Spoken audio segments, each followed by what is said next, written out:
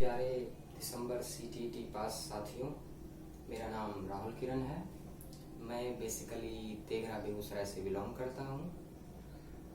जैसा कि आप सभी लोग जानते होंगे, पिछले 2 सप्ताह से जिस तरह से हमारे साथी पटना में और कई अपने अपने टाउन से, अपने अपने ज़िले से जिस तरह का आंदोलन कर रहे हैं और जितने भी हमारे साथी पटना पहुंच रहे हैं और वहां पे शिक्षा मंत्री से मिल रहे हैं, कभी सचिवालय में जाकर के धरना प्रदर्शन कर रहे हैं। तो मैं भी पिछले 2 दिन पहले परसों में गया था। तो हम लोग वहाँ हमारे आह्वान पे कई व्यक्ति जो है वो आए हुए थे विभिन्न जिलों से। तो हम लोगों की रणनीति थी कि हम लोग शांतिपूर्वक अपनी बातों को रखेंगे। तो हम लोगों का विचार हुआ कि सीएम आवास पे चलना है। मैंने मना भी किया, लेकिन कुछ लोग नहीं माने। तो उन्होंने बोला कि नहीं, हम लोग चलेंगे वहीं पर। तो उस साथी को मैंने आगे टेम्पो को बैठा करके उन लोग को भेजा और पीछे से हम लोग कई साथी और भी पीछे से बढ़ने लगे। तो वहाँ पहले जो लोग निकल गए थे वो लोग जैसे ही वहाँ पहुँचे, तो वहाँ पहुँचने के बाद उन लोगों को बोला गया कि आप लोग आवेदन लिखिए।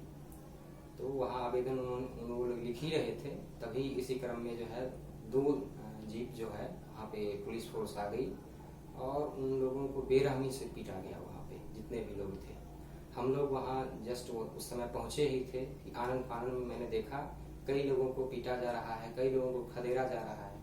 मैंने एक छोटी सी वीडियो भी बनाई थी, लेकिन वो अनावश्यक तरीके से जो है उतनी अच्छे से बनी नहीं वो, क्योंकि इतना वो डंडे लाठी चला रहे थे कि हम लोग वहाँ से भाग खड़े हुए। उसके बाद इसी क्रम में क्या हुआ कि कुछ साथी हमारे वहाँ से तितर बितर हो गए और अपने अपने कुछ साथी जो है घर भी चले गए।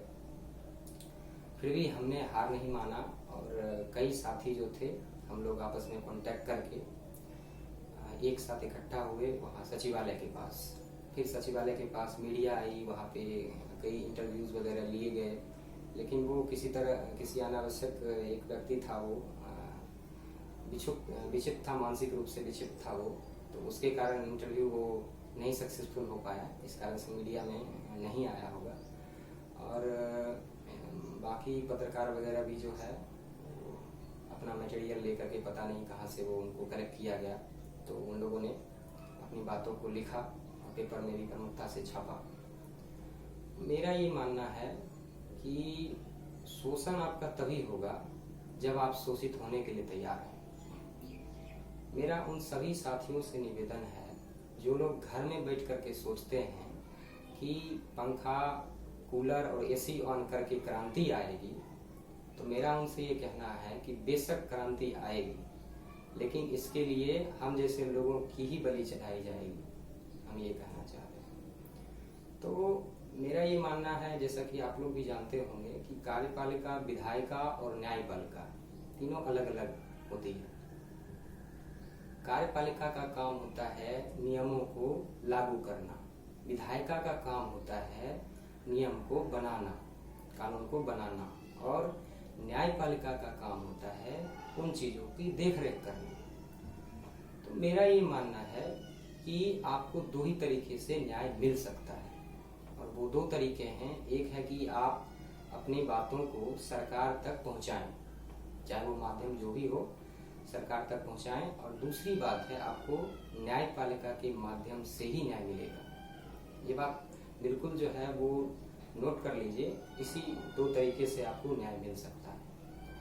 एक में तो हम लोग मानेंगे एक तरह से फेल्योर ही है, लेकिन फेल्योर नहीं भी माना जा सकता, क्योंकि कई तरीके से हम लोग को ये बताया भी गया कि आप लोग आश्वस्त रहिए। हम लोग को दिलासा दिलाया जा रहा है कि आप लोग जो है उग्र नहीं होइए, आप लोग शांति से बैठिए, आप लोग को जल्द ही जो है रिक्रूटमेंट आएगी और आप लोग को लिया जाएगा।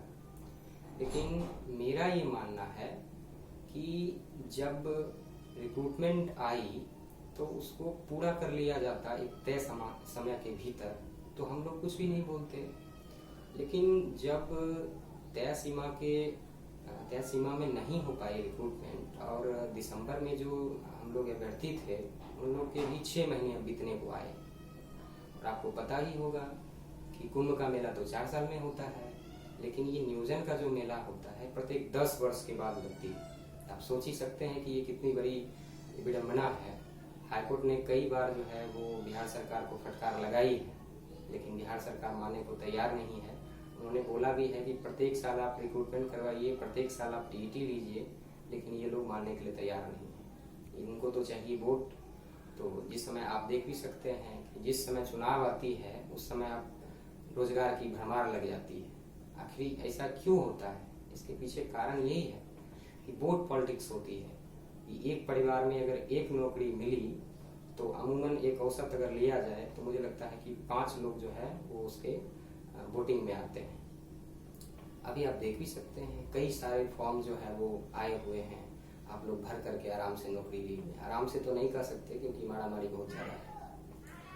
तो मेरा ये मानना है कि सब लोग चाहते हैं आज के डेट में 21वीं सदी में सब लोग चाहते हैं कि भगत सिंह, सुखदेव, राजगुरु जैसे हो, लेकिन अपने घर में नहीं हो, पड़ोस के घर में हो।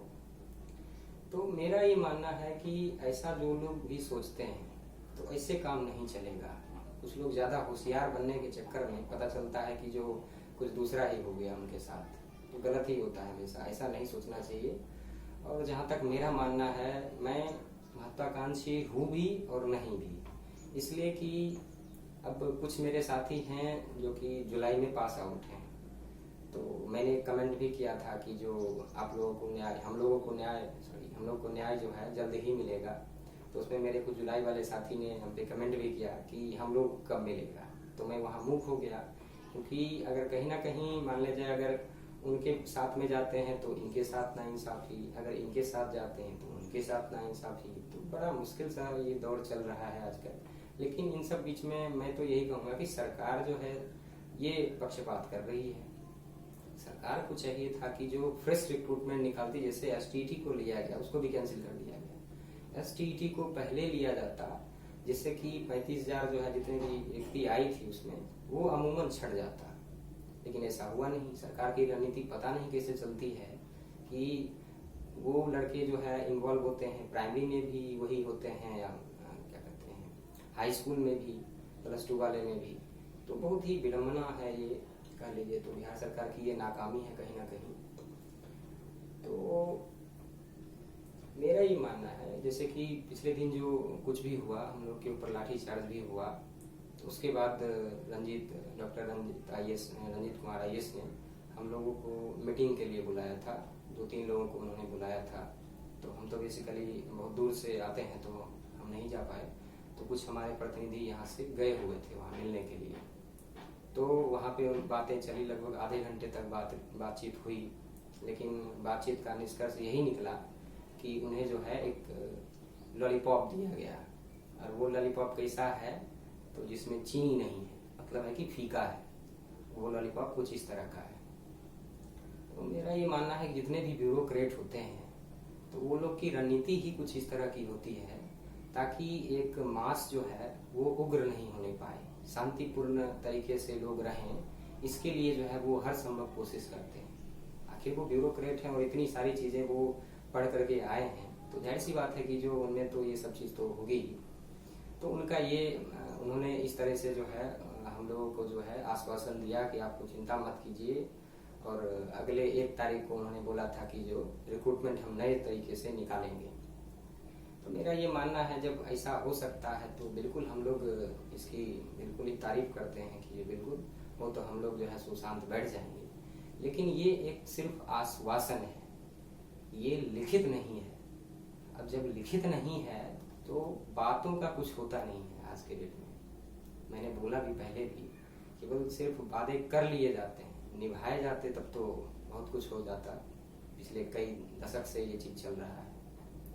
तो इसलिए जो है जितने भी लोग दिसंबर सीटीईटी पास हैं वो लोग साथ आए। और हम लोगों ने एक सशक्त टीम तैयार भी कर ली है जिसमें कई लोग जो है सो जुड़ चुके हैं और भी कई नए साथी जुड़ भी रहे हैं। मुझे फ़ोन कॉल्स बहुत ज़्यादा आते हैं, इसलिए मैं थोड़ा सा अब परेशान हो गया हूँ इन सब फ़ोन कॉल से। केवल कई मुझे लगता है 1 दर्जन ज़िले से ज़्यादा ज़िले से फ़ोन आते हैं।